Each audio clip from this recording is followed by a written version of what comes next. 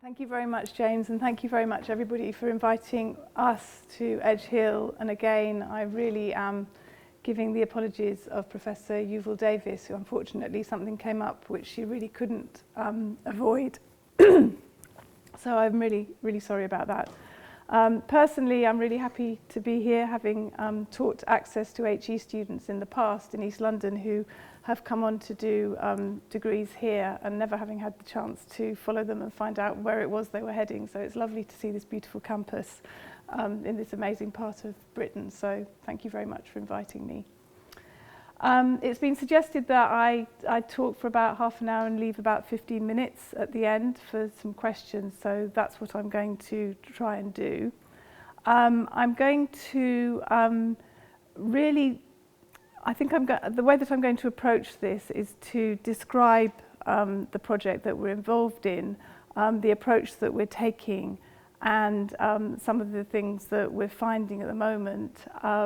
The reason for that is that we're still in the middle of field work. So in terms of knowing what we're finding in the nature of the kind of ethnographic work that we're doing, we're sort of, building up our knowledge all the time. So I hope that what I don't cover will come out of any of the questions that we have at the end. I mean, it's very, very much a moving project at the moment.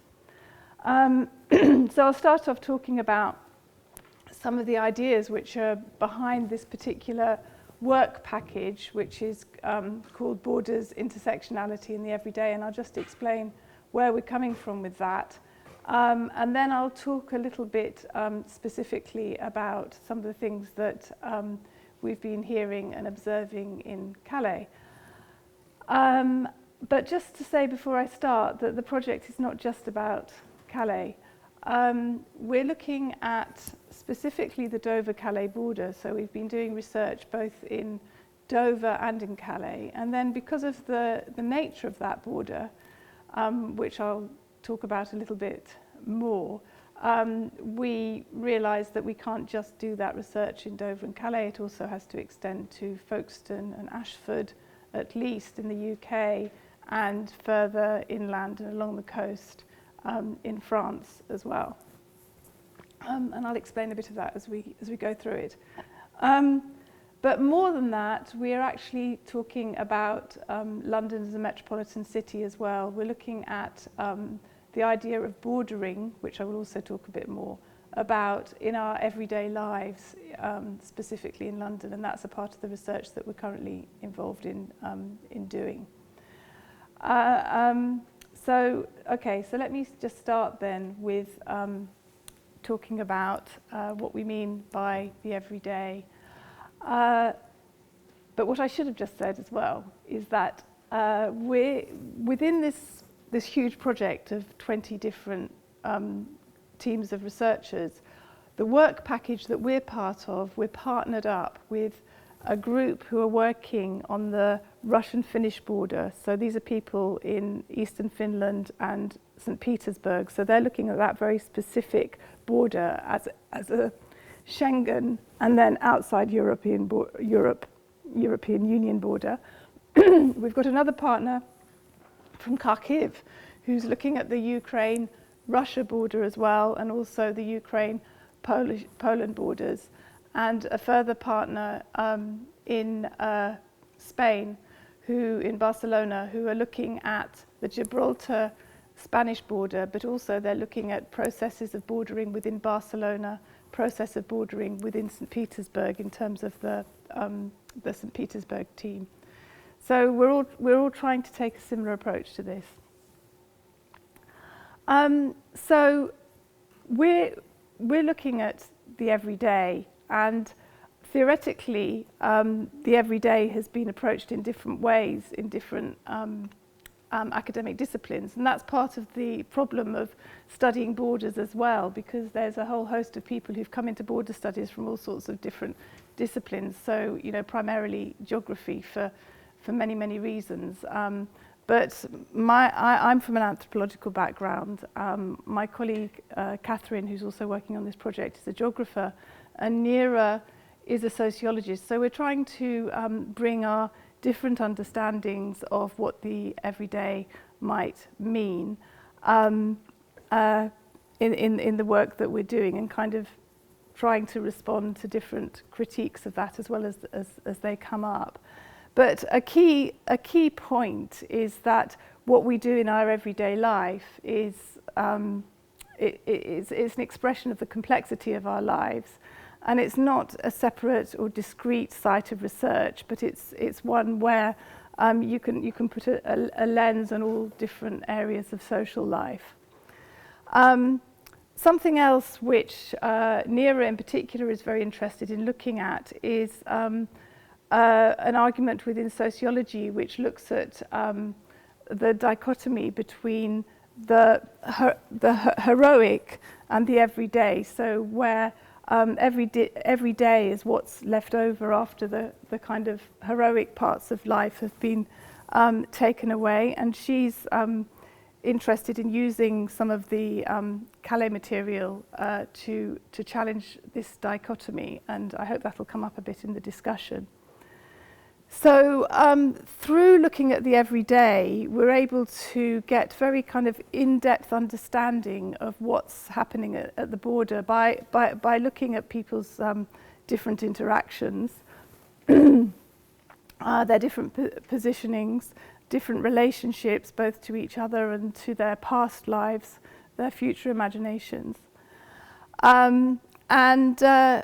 That is, as you'll see, and as we're experiencing, really central to the way that the idea of borders are being constructed.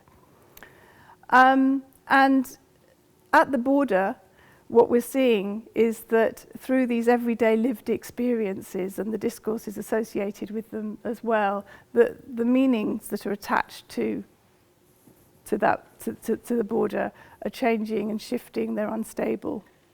So what we're trying to do within the research is to look at the situated everyday lives of as many social actors as possible involved in a whole host of different social encounters in the physical border region of Dover-Calais, but also in the areas of people's life, both at the physical border, but also within the city, where bordering as a process takes place, and I'll explain that now. So the EU Borderscapes project has got its own definition of the idea of what bordering means. And what we're looking at is specifically bordering as it relates to the state. So there's a lot of material and research around the idea of bordering generally in other aspects of everyday life, but we're focusing on state borders. So bordering is the everyday construction of state borders through ideology, cultural mediation, discourses, political institutions, attitudes, and everyday forms of transnationalism. So that's what we're working to. And I'm sure that many of you will be aware of the Immigration Act, which was passed in May 2014. Does anybody know anything about that? Should I say a bit more? The Immigration Act, that's just coming into force in different ways, is introducing this state bordering into many different aspects of people's lives. So, for example, did anybody hear about the go-home vans? Yeah? So the go-home vans were a pilot study by the present government, not this summer, but the summer before, where the government chose two areas of London, one which had they'd identified the most number of people who they thought were illegal migrants who did return home, and the least number of illegal migrants who returned home, and they sent these vans into these areas proclaiming this message, and there was a huge outrage, about it, and it stopped, and the pilot didn't continue. But this is an example of this, everyday bordering moving into people's everyday life. So it's not just about affecting people who may or may not be in the country illegally, but also anybody who their neighbour identifies as being in the country illegally. So that was before the Act was passed, but the Act has introduced things like requirements for private landlords now to check the immigration status of people who they are letting out property to. So that's starting in the West Midlands in December, and then that's going to sort of fan out to the rest of the country. It's about employers they already have to do this, they have to check the status of people they employ, but the fine is moving from £10,000 per illegal worker to £20,000 per illegal worker. So that is extending even more into people's everyday lives and people's family lives, where small business owners very often have members of their family working with them in different ways. So these are examples of how the state border is impacting on us, and that we no longer can look at the border being that line between Dover and Calais, or even when you arrive at Heathrow Airport telling you that you are now crossing into the UK border, because once you get across, the border is still going to be there in many aspects of life. And this is something that is happening in many different parts of the world. It's not just happening here. So because our project is happening at the moment, we're able to kind of incorporate these changes as they're happening into our research. And just to kind of draw you to this idea of B-ordering, which you'll see kind of lower down on these points, is an idea from one of our colleagues, Henk van Houten, which looks at the conceptually what the border is doing is ordering who's allowed in, who's allowed out, filtering people through this border, and then ordering their lives once they're through it as well. So that's what bordering is. It's very active, it's not static, it's not in one place, and it's very much something which is part of our everyday lives. So the other ideas that are important to our research is that we're not we're trying to understand all of this ethnographically, and in approaching people and trying to get different views and understandings and experiences of the border and of bordering, it's very important that we understand the different identities that people have, but not in a very kind of simplistic way, in a way which appreciates the different levels of different dimensions of difference that people have. So in terms of their gender, their age, their socioeconomic background, their past experiences, the kind of imaginations that they might have for their futures, where they come from. So we're at the stage now of trying to get as broad as possible without thinking that anybody is representative of anything. At the moment, this sounds very unsatisfactory. It's like, this is just a sweet shop and you're just picking out people. But what we're trying to do is get layers, through talking to more and more people, is to begin to understand how these differences work. And that's why I'm not going to be able to, give you any conclusions about anything today. We're picking up different. We're trying to identify people who might not have been represented before, for example, in many of the media discourses about the border. So how are we doing this? Well, we're using, it's basically ethnographic, but unfortunately the way that these European projects are funded, and as an anthropologist I would expect to go and spend 2 years living in Calais and crossing over to Dover and really getting to understand what's happening on the ground.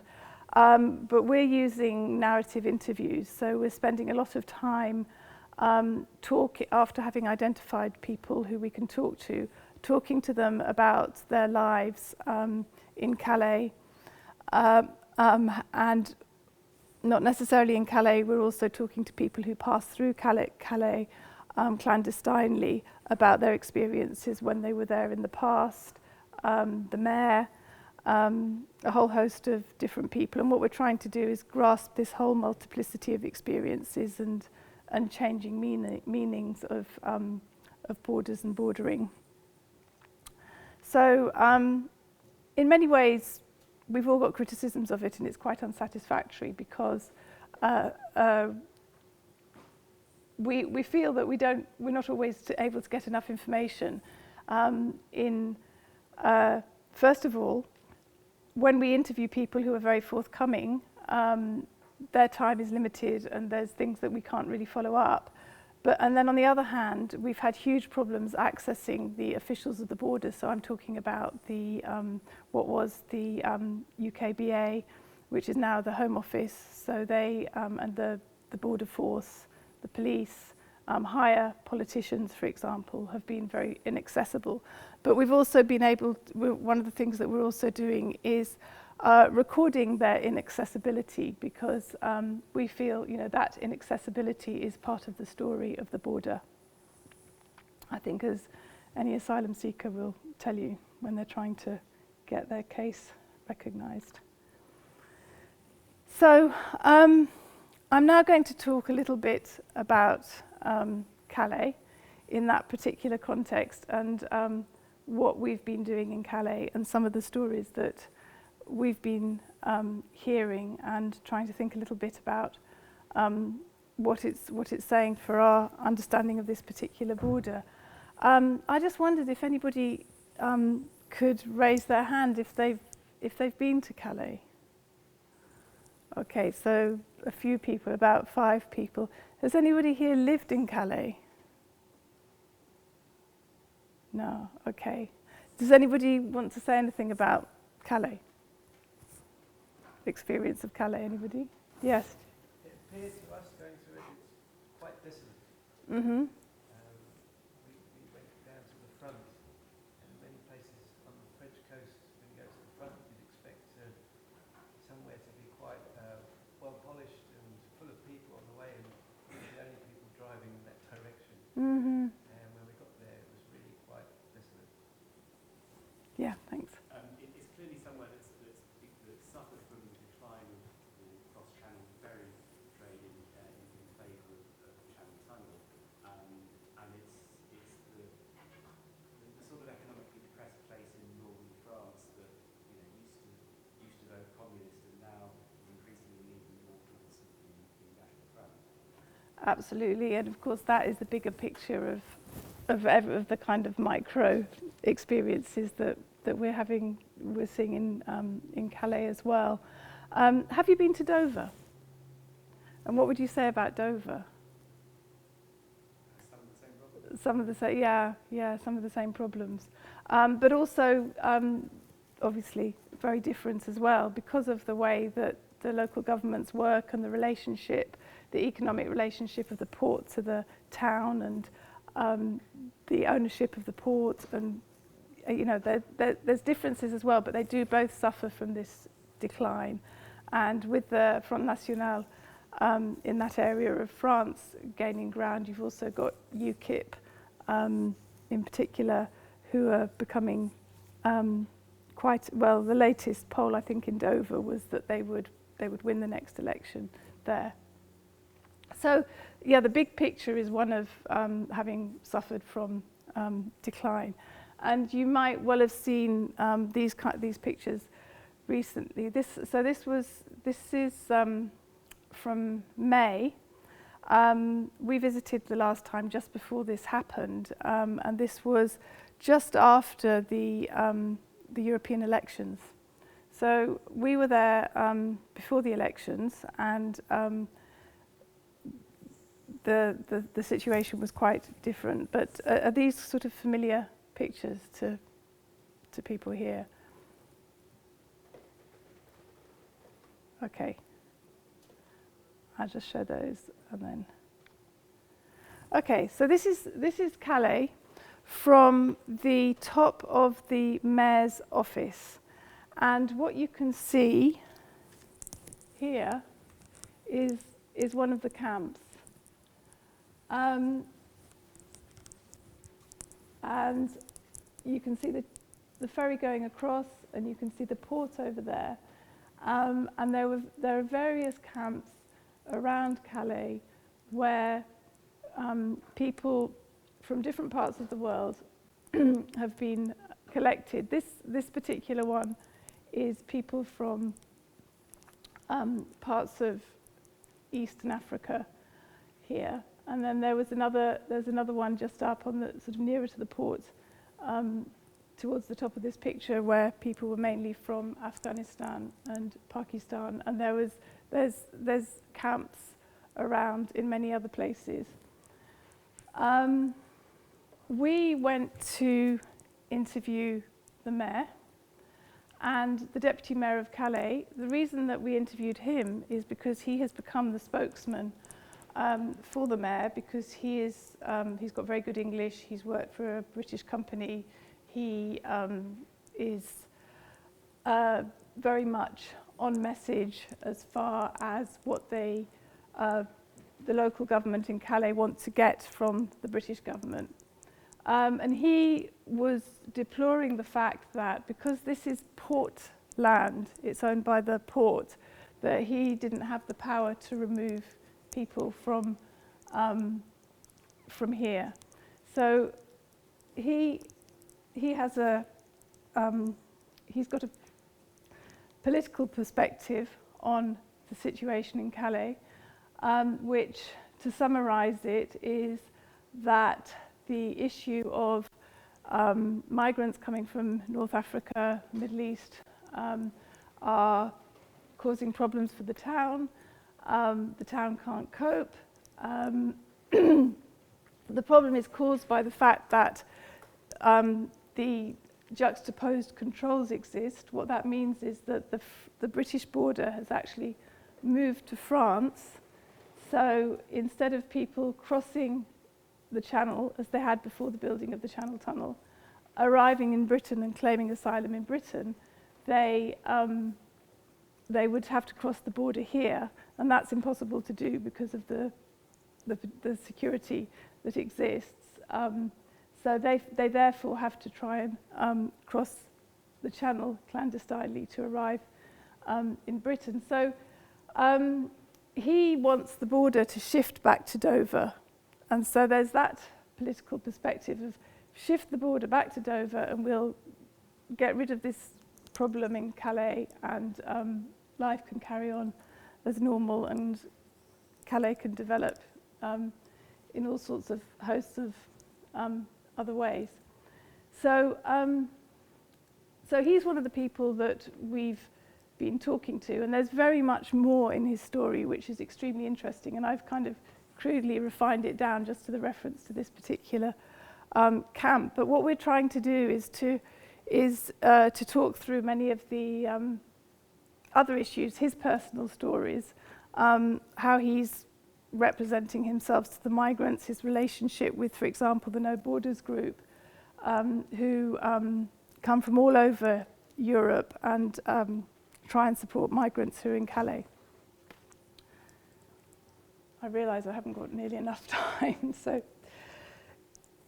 I suppose one of the things I just wanted to show here when we're thinking about the everyday is about part of what we're trying to do is think about the everyday lives of the people who are living in the camp, the everyday lives of the politicians who are in the town hall, and how their particular encounters might be influencing the border. This is probably not there anymore, but this was one of the squats. Again, just an illustration of everyday life, I suppose. This is in an old, run-down industrial area where many of the people who are waiting to cross would be staying. again, this was it was mainly people from Eastern Africa in this area. I usually show this because I'm trying to find out what it means. This is in the camp nearest to the entrance to the port, painted Afghan SNT Croydon 50/50. Does anybody have any idea what that might mean?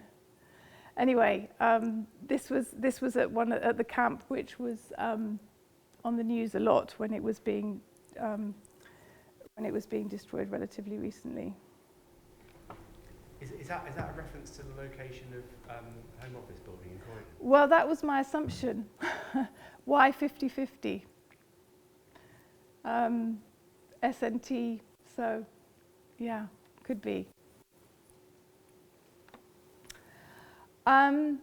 Okay, so I've shown this to kind of give a bit of a perspective of another group of people living in Calais. Have a look at this. Any comments? Is this for the immigrants? Yeah. This is something that surprised me a lot.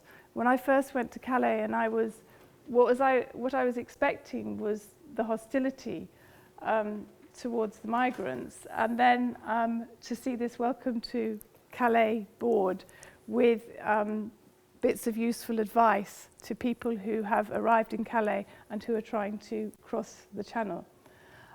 It's actually in the area which the various voluntary organisations provide food every evening, and is part of that whole programme of both accepting that migrants are going to come to Calais and that they're going to cross, but not wanting to make it anything permanent, which was the reason why about 12 years ago the Red Cross Songat Centre was closed down.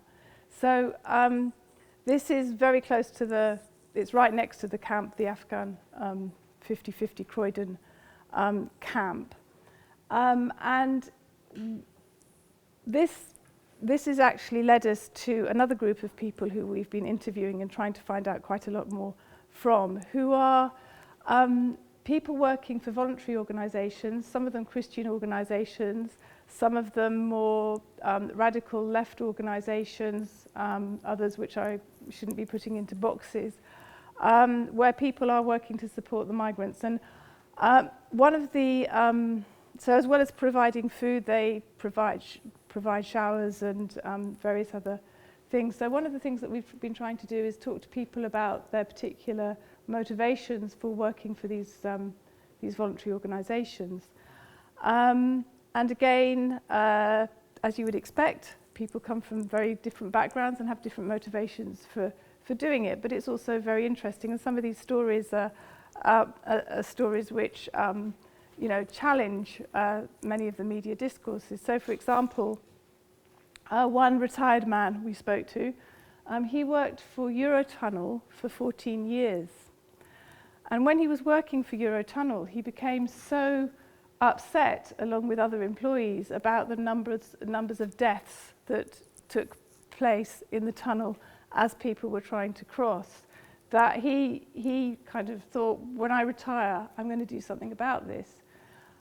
So, within the possibility of what he was able to do, he now volunteers with his pension for one of these organisations providing food for migrants who are trying to cross. So to kind of talk to him about his life story, his perception of the border, his perception of borders in the past, is also giving us some different ideas about this particular border.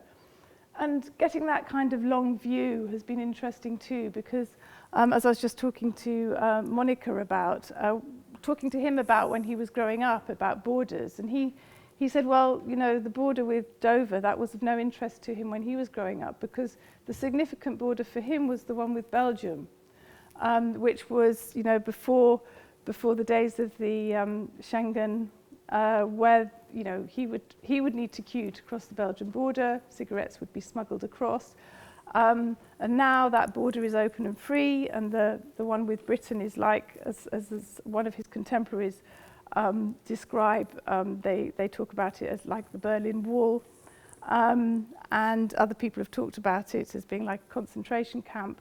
So, you know, these different perceptions of these two borders sort of throughout through their lives, people in their 60s.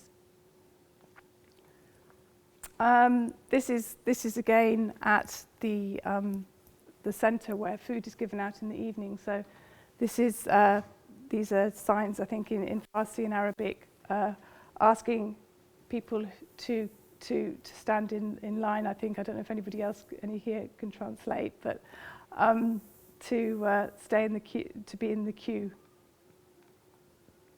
So this is a perspective from people who are trying to cross. This is the fence around the port, and after that, there's been a lot on the news since then of people arriving in Calais and wanting to do mass crossings, which is something that has happened in the Spanish enclaves as well, where people coming up through the Sahara have tried to cross these fences into the Spanish enclaves by going en masse and climbing over, and a few people get over. And people seem to have been trying this tactic in Calais as well in order to get into lorries. And when the NATO summit happened about a month ago, it was agreed after the NATO summit that the fencing that was used to protect the world leaders then is going to be moved to Calais and is going to be used to add to the fencing which is here already. So,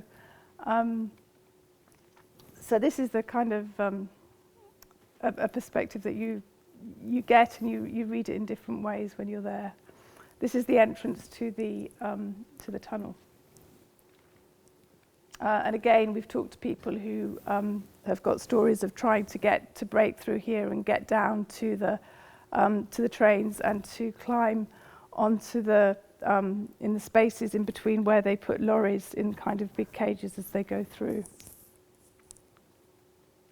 And then a story in the newspaper, just again to give an idea of the kind of everyday knowledge that people might have in the local press about the lives and deaths of people coming to Calais in order to try and cross. And this slide is very interesting. It's just next to the camp, and it's just as it indicates where you're going to get onto the ferries, and it kind of indicates the very many perspectives of people in Calais about the border at the moment. So you've obviously got the fact that it's in English, car ferry. I don't know if the same expression would be used in French if there weren't English passengers going on it. And then people from No Borders, by the looks of it, who've come and graffitied it. And then somebody, interestingly, having changed the particular F word to fight the border, which would be interesting to know the kind of what went on behind the person changing that. So this is just giving a kind of overview through using some of the images of some of the different perspectives that we've got there. And I realise I've only got 10 more minutes, which is awful because I haven't really started. But what I'm going to do is I'm going to spend a few more minutes just talking about, just introducing a few quotes, very uncontextualized, but just to indicate the kinds of evidence and material that we're looking at. So we've been looking at the official discourse that comes out of the UK Border Force. We've also been able to interview some people from the Border Force, but not at Calais or Dover. I won't say anything more about that now. Interviews of a British male expatriate who sees the migrants in Calais as an eyesore, fighting, killing each other, etc. whereas his wife had a slightly different view, focusing more on the passeur. Interestingly, not really reflecting on his own position as a British expatriate in Calais, but then interestingly hearing more about his own life story and how pre-Schengen he'd actually been involved in smuggling antiquities across borders within Europe, and that also the fact that they were trapped in Calais because they had moved to Calais thinking that they would be able to move back to England at any time, but had found that financially they were no longer in a position to do that. So they had another experience of the border. This is the one of the NGO volunteers who I interviewed, not the same one that I was talking about before, just talking about the people who he works with who are trying to cross the border and their lives. This is from another young male Middle Eastern migrant talking about his own experience of very different types of French people as he described it. His story was very different. He'd lived in Britain for some time. He was taken on a plane, deported back to his country, stayed there for 3 weeks and then came straight back, but it took him 2 years to do that, and came here. So I'm just going to finish off now, and I'm really sorry because I don't think I've really touched on anything at all very much. But just to say really, I think I'll go on to the next one, that so what we're doing in the project is we're trying to sort of have this inverted telescope approach where we're looking at this micro scale at these everyday bordering practices to try and understand what's happening at a more general level.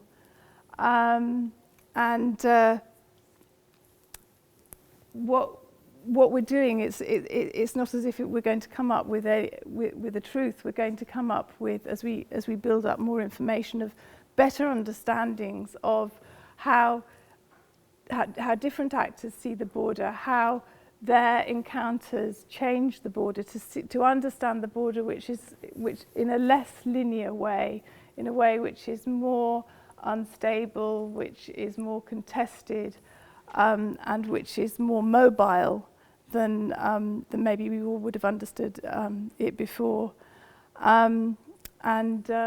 I think that's all I'm going to say now, because otherwise we've only got 5 minutes for questions. So thank you very much.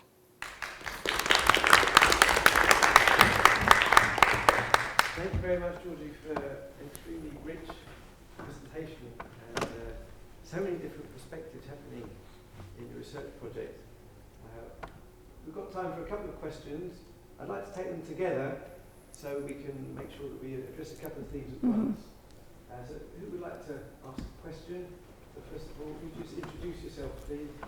I'm Daniel Gordon, Senior Lecturer in History. A brief comment, which is that it's interesting that you were surprised that many of the interviewees on the French side seemed to display greater sympathy for the migrants than you had expected. And I think that may be because there's a whole kind of long history of migrant solidarity work in France, which I tried to write about, which is very little understood in the English-speaking world, because the dominant discourse is we just want to hear about the National Front, and we just have this idea that there's a sort of homogenous popular racism in the whole of France, which is an element of truth that's vastly oversimplified. But my question is, there's another a group of migrants passing through this border that you haven't mentioned, which is the people that go through on the Eurostar barely noticing that the border is there. I mean, I've been travelling on it for 16 years, and it's amazing how people are so kind of blasé about the idea that you can get from London to Paris in 2 hours, that they really moan if it's delayed for an hour, not realising the immense privilege in both historical and contemporary terms that represents. So do they? Yeah, absolutely. They're very important for the project as well. I haven't chosen to talk about those groups of people too, but yeah, they're definitely part of it, and that whole differential experience between the people who've got, the border as a filter, allowing some people through and not allowing others through, is definitely part of the project, and is very stark as well. One of the other people that we interviewed, which is very interesting, was the head of the tourist office in Calais, about tourists in Calais and issues that she faces with the tunnel, etc. And so other things that came across there is people from outside of Europe who've come into Schengen and haven't realised that they can't just go into Britain if they're Australian or whatever, and they've only got their Schengen visa. So there's lots and lots of other stories. People from other parts of Europe who have, I don't know if this is still the case, but in the past they had an animal with them and they had to kind of leave it in quarantine before they could come over to Britain. And then of course I've only been looking at it one way today, but we've also got the stories of the British middle classes who have kind of come out in order to set up their idealised French life for their family, and some of their comments about the border, and also about the migrants that I spoke about. So yeah, thank you for that. And the points that you made about the kind of homogenization of the French, I absolutely agree with in what I've been coming across as well. That dominant discourse is very powerful, and it's powerful in Dover as well. Yeah, thanks. Hi, Zanavati, senior lecturer in social sciences. I was wondering whether you have any comments to make on the material space. There's a lot of it in the images that you showed us. Mm-hmm. Whether there is a role, or whether migrants have a perception, because you're also talking about the everyday lives. Well, was there anything in the slides that particularly struck you? Well, place there where they are situated, the temporary accommodation, if I can call it accommodation. This one as well. Yeah. Well, we didn't interview anybody who was here. The people that I've talked about, I've talked to who have spent time in Calais in this situation, people who are here. So I've spent more time talking to them about the kind of their mobilities across the border and negotiating that, rather than those experiences in Calais itself. What about their immobilities? Well, both. They're the same thing. Yeah. I have a question. I'll share the privilege of thinking the last one. I'm intrigued about the way in which there's the focus on all these micro stories, and I wonder whether you think it's possible, whether you're actually trying to at all knit all of this together, all of these different perspectives and these individual stories. As an anthropologist, the way that I would see us doing that is by spending enough time on the ground and observing, interviewing, getting more of these narrative histories, and beginning to see how those kinds of patterns emerge out of the data. We're beginning to see that a bit, and yes, that's what we want to do, is to understand how it fits together, not just for here, but also so that we can compare it and actually see the links between what's happening here and in other parts of Europe with some of our partner organisations as well. And then I mean, I think we'll have to come back in, you know, a year and a half and talk to about how all of that is emerging from what we're doing at the moment. That would be absolutely wonderful. What an extremely important project, I think, and on such a tremendous scale. And I'd just like to thank Dr. Wemyss for coming all the way up from the University of East London to introduce the project to us, and it would be fantastic if we could have a follow-up further down the line. So thank you very much indeed.